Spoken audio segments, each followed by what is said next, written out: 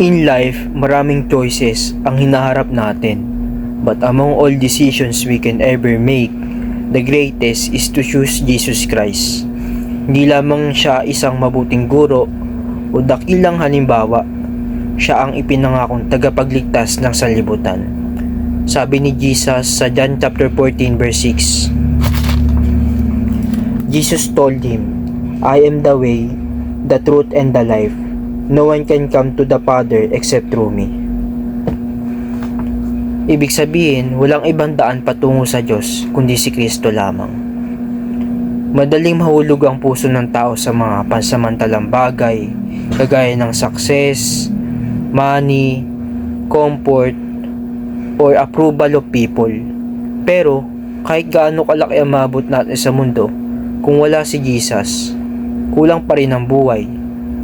Sa Matthew chapter 16 verse 26, itinanong ni Jesus, and what do you benefit if you gain the whole world but lose your own soul? Is anything worth more than your soul? Napakalalim ng katotohanan ito. The soul is more valuable than all earthly gain. Choosing Jesus means choosing truth over confusion, peace over anxiety, and eternal life over temporary pleasure.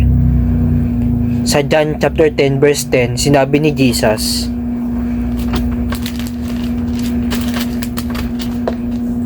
the thief's purpose is to steal and kill and destroy. My purpose is to give them a rich and satisfying life. Ang abundant life na ito ay hindi lang tungkol sa material blessing, kundi sa buhay na may kapayapaan, purpose at relasyon sa Diyos. At the cross, Jesus proved His love. Sabi sa Romans chapter 5 verse 8.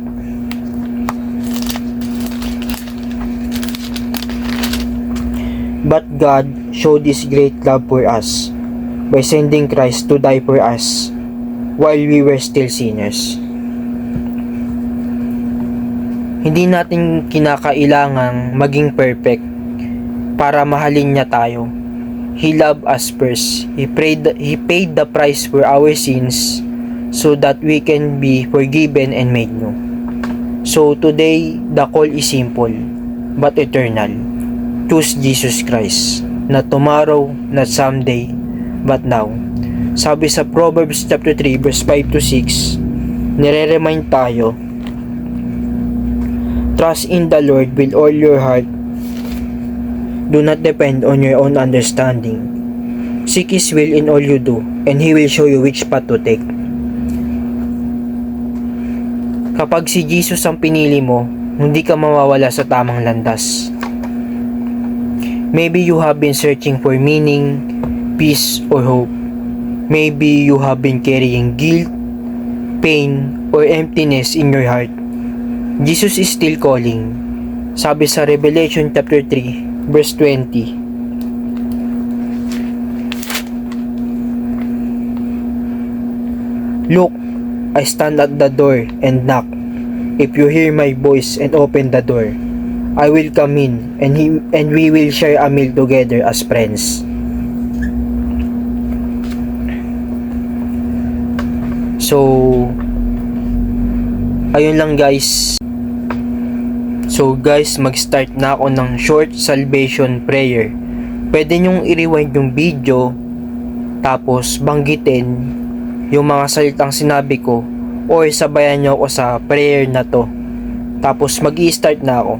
Sabihin natin, Panginoong Jesus, nagsisisi po ako sa aking mga kasalanan at tinatanggap kita bilang aking tagapagligtas at Panginoon. Patawarin mo po ako, linisin mo ang aking puso, at gabayan mo ang aking buhay. Naniniwala ako na ikaw ay namatay sa krus at muling nabuhay para sa akin. Mula ngayon, ikaw nang susundin ko at ang iyong pangalan. Amen. Yun lang guys, hopefully marami kayong natutunan at nalaman sa video na to. So don't forget to like, comment, and subscribe.